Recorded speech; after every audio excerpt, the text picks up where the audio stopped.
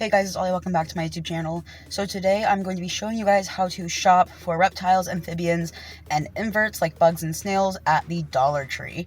As a disclaimer, the audio might be a little bit weird. I'm gonna try to fix it, but I was using headphones and it's my first time filming in a public area like that, so it might look a little bit weird. Just bear with me. I'm gonna try to fix it. So if you are on a tight budget like I especially was whenever I first started keeping, there are things you can get at the Dollar Tree that can act as hides, water bowls, things like that, that'll save you a ton of money. So let's go ahead and just go right into it. To look for decor is definitely the garden area. They have a lot of those little decor pieces. They have these. I've put these in my enclosure before.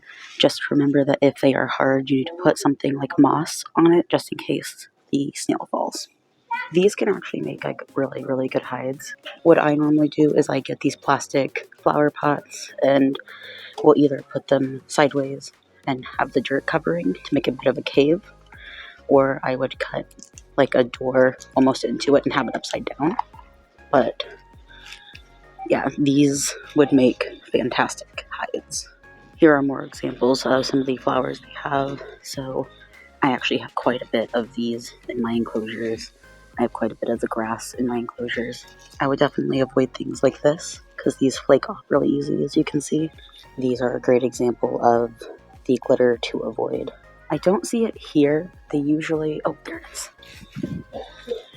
They also have this fake moss. I would actually stay away from that. Definitely just get your moss from a source you know is okay for animals, especially snails, because they will eat on it and you don't know what that has been treated with, if it is even real moss. Definitely more for reptiles, specifically snakes and things.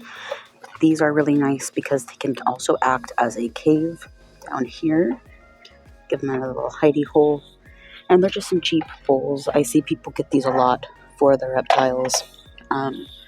I have never personally used them, but for lizards and stuff, these kind of bowls can be a little cheap alternative if you need one.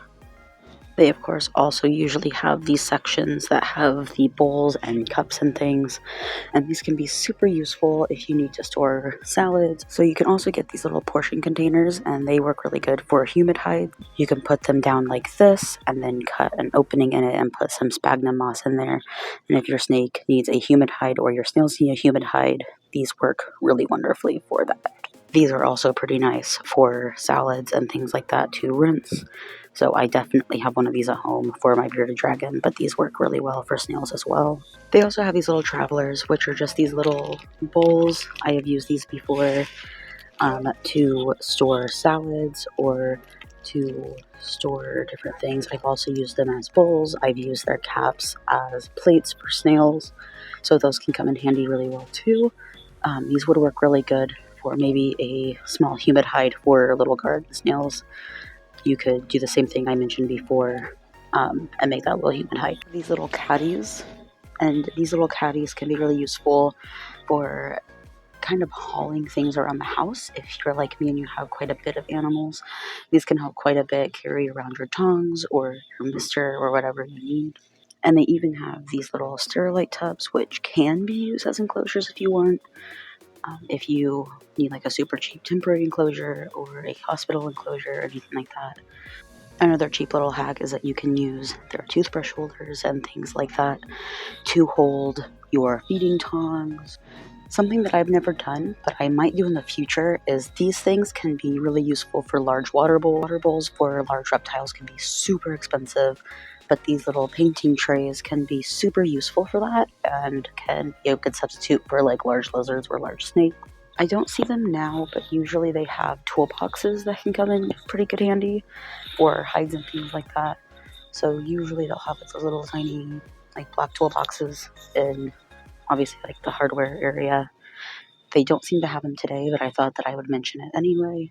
They have some fake succulents, just follow the same rules as before.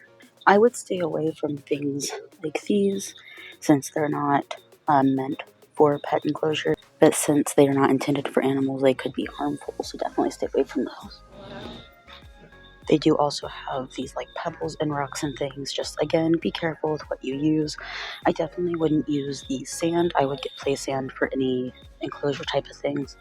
But they do have some cool rocks and things that you could put in some invert enclosures and probably be fine.